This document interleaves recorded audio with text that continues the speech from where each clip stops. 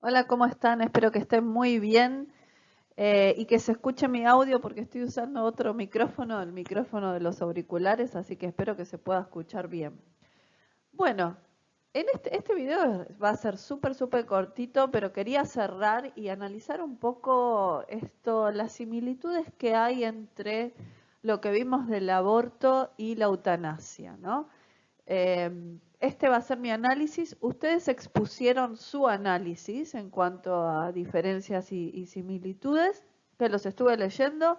Muy interesante, cada uno desde obviamente su moral y desde su ética eh, fue analizando estos temas que son de por sí muy controversiales, así que estaríamos meses, años y años debatiendo y nunca ponernos de acuerdo. Eh, pero bueno, la idea es hacer un análisis en base a lo que vimos, desde un punto tratando de ser neutral, ¿no? Tratando, porque no siempre se puede. Pero bueno, vamos a mi análisis. Bueno, tenemos eutanasia por un lado, aborto por el otro. Esto ya lo vimos, ¿no? Pero para hacer un repaso rápido, cuando hablamos de eutanasia, ¿qué estamos hablando? La palabra eutanasia viene de buena muerte, el buen morir. Incluso después este término fue evolucionando y tenemos eutanasia pasiva, eutanasia activa y suicidio asistido también. Pero la eutanasia hay un problema que se quiere resolver. ¿Y cuál es el problema? El vivir, la vida. La vida, el vivir para esa persona se convirtió en un problema, porque sufre, porque está padeciendo dolor, porque es insoportable ya vivir de esa manera. Entonces, justamente la eutanasia es esto, acabar con la vida de una persona por petición, porque lo está solicitando, porque la vida de esa persona, para esa persona, se convirtió en un problema. Entonces, el problema es vivir. Vamos al aborto. El aborto provocado. Estamos hablando del aborto provocado. Eh, el aborto es la interrupción del embarazo, ¿no? Interrumpir el embarazo. ¿Y cuál es el problema en el aborto? También la vida, o sea, la vida que tiene esa mujer en su interior se convirtió en un problema. Se convirtió en un problema y quiere acabar con esa vida. Llamémosle interrupción del embarazo, pero es acabar con una vida. Después tenemos un análisis más profundo, ¿no? Porque viene el análisis de si se considera, desde cuándo se considera persona, desde cuándo se considera ser humano, ¿no? Desde el momento de que le late el corazón, si desde el momento que se fusionan las dos gametas, masculina y femenina, si otros dicen desde el momento en que mantiene todas sus estructuras, que completa todas sus estructuras neurológicas y neuronales, y otros dicen de no, tiene que nacer para ser persona, si no todavía no lo es. Es un análisis que lo hice en otro video, pero en sí es una vida, porque no se tiene algo muerto dentro. La mujer no tiene algo muerto dentro creciendo dentro de ella, sino que es una vida que se está desarrollando. Después veremos si es humana, no humana, si es un extraterrestre o qué cosa es lo que está creciendo ahí adentro, que no lo clasifican persona, ¿no? Pero eh, en sí, interrumpir el embarazo es interrumpir una vida y después la clasificaremos qué tipo de vida es. Pero esa es la similitud que le encontré yo en aborto y eutanasia. Pasemos con el objetivo. ¿Cuál es el objetivo de la eutanasia? Porque acá había un problema que la vida de la persona que está sufriendo se convirtió en un problema con el cual se quiere acabar. ¿Y cuál es el objetivo? Vamos a ver, acabar con la vida. O sea, si el problema es la vida, el objetivo ¿cuál es? Acabar con esa vida.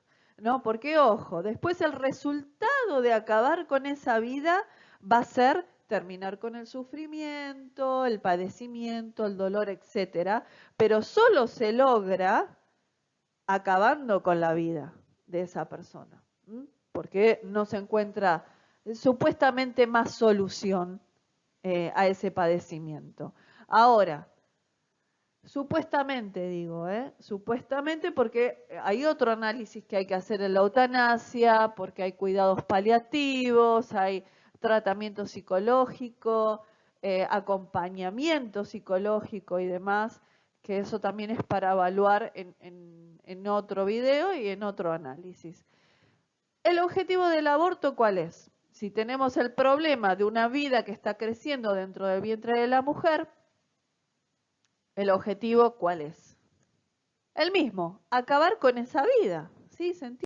Después veremos si acabar con la vida de ese ser que está creciendo dentro de la mujer va a dar como consecuencia, va a dar como resultado que la mujer siga con su vida normalmente, que no tenga que estar dependiendo de ningún otro ser que cuidar, o acabar con la vida de ese ser va a dar como resultado que no naciera un niño con malformaciones y que la familia tal vez no lo pueda cuidar o que no esté preparada para cuidar y amar un niño de esas características, o va a dar como resultado impedir que naciera un niño que no pueda acceder a una vida de calidad por la situación económica que fuere, porque tal vez la madre o la familia no le puedan dar alimento, ni una vida, ni una casa, ni un hogar de calidad para que se desarrolle normalmente, y etcétera. Miles, miles y miles de situaciones más. Pero el objetivo en sí es acabar con la vida de ese ser que está creciendo, que va a dar como resultado una situación X, ¿sí? Con respecto a la bioética, veamos los principios que se vulneran y que se respetan en ambos lados. A ver, con respecto a la eutanasia, se respeta el principio de autonomía, ¿no? Porque la persona en realidad está pidiendo, está solicitando por petición que se acabe con su vida.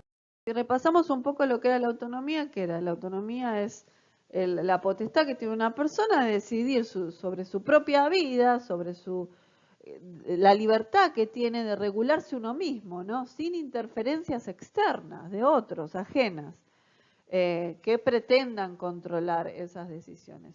Pero sin embargo, esto tiene ciertas limitaciones y hay un problema con la autonomía. O sea, el derecho moral que tiene un paciente de que se le respete su autonomía no tampoco es absoluto. ¿A qué voy con esto? Cuando ese derecho entra en conflicto con la integridad o la autonomía de otras personas, tiene sus limitaciones. Por ejemplo, una de ellas es el derecho que tiene el médico.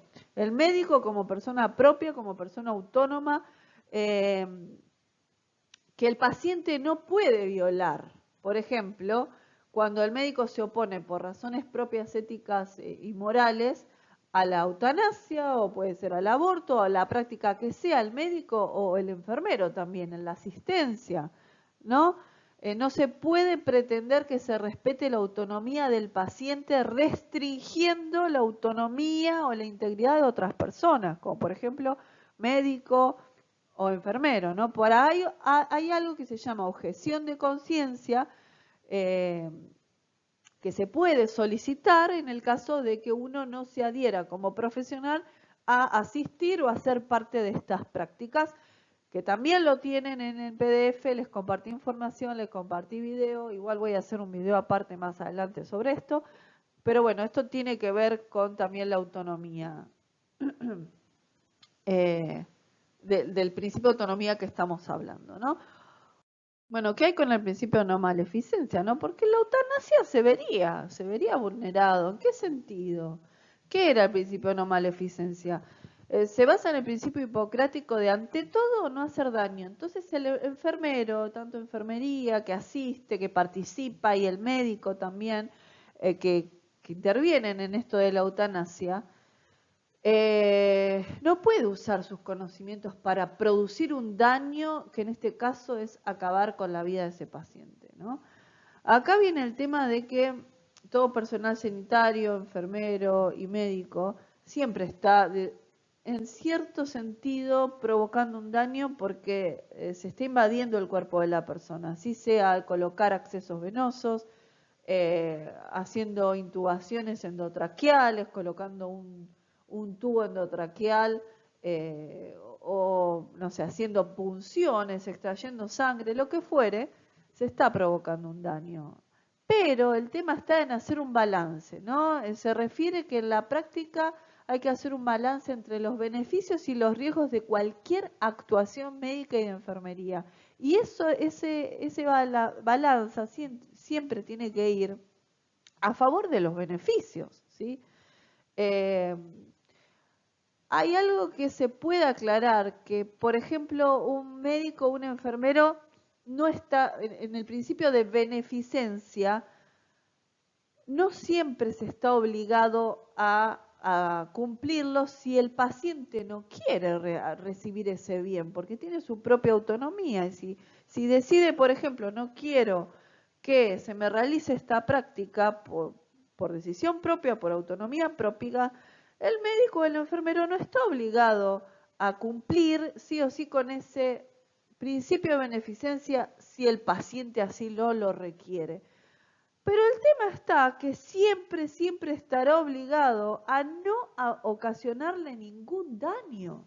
Por más que el paciente pida que se le haga daño, no se está obligado, ¿no? Porque dijimos que siempre la balanza tiene que ir para los beneficios y no para los daños. El tema está que lo que para mí es un bien, por ahí para el paciente no. Y por lo que para mí significa hacer un daño, para el paciente no lo es. Entonces entra mucho un juego ahí de moralidades implicadas y de conceptos. Por eso bioética y todas las ciencias médicas no son un 2 más 2, 4, no son ciencias exactas, no se llega a algo absoluto. Porque, por ejemplo, en bioética tenemos dilemas eh, que no se llega, o sea, en un dilema no encontramos una solución correcta, no hay soluciones correctas, sino que se trata de buscar los mayores beneficios, ¿no? El mayor beneficio posible dentro de toda la circunstancia y la situación que se nos está planteando. Por eso, cuidado con esto. ¿Qué hay con la bioética y el aborto, no? El respeto a la autonomía, en este caso, se vería vulnerado porque lo estamos viendo desde el punto de vista de ese ser no nacido, al que no se le respeta la autonomía no puede decidir, ni siquiera se le respeta el derecho a vivir, porque queda contrapuesto con la autonomía de esa mujer que decide terminar e interrumpir su embarazo, ¿no? Acabar con la vida de ese ser que todavía no ha nacido. Entonces, hay una cosa contrapuesta de autonomías encontradas. Lo mismo pasó en la eutanasia, con el ejemplo anterior que les di del médico y la autonomía del médico y la autonomía del paciente, ¿no? Por eso hay que tener mucho cuidado con esto del principio de autonomía, porque ¿hasta dónde? ¿Hasta cuándo? Porque corremos el riesgo que que estemos frente de una anarquía total. No nos olvidemos que el ser humano es un ser social, vive en comunidad, con otras moralidades, con autonomías incluso propias. Entonces, ¿hasta dónde? Tiene que tener un límite el derecho a la autonomía. No puede ser un derecho absoluto, ¿no? Porque, como les dije, si no se conduciría a una anarquía. Vivimos en una dimensión comunitaria y esto está en peligro de verse realmente comprometido si el impulso dado actualmente a la autonomía no se modula y no se equilibra. Obviamente hay personas a las que se les vulnera el derecho. En realidad, el principio de autonomía se ve sí o sí vulnerado porque son personas que no pueden decidir por ellas mismas, que no son capaces de reflexionar, de actuar en función de sus propios deseos y planes, porque tal vez son personas con alteraciones mentales, psiquiátricas, o menores de edad, bebés recién nacidos o, como en este caso, bebés por nacer, que todavía no han nacido.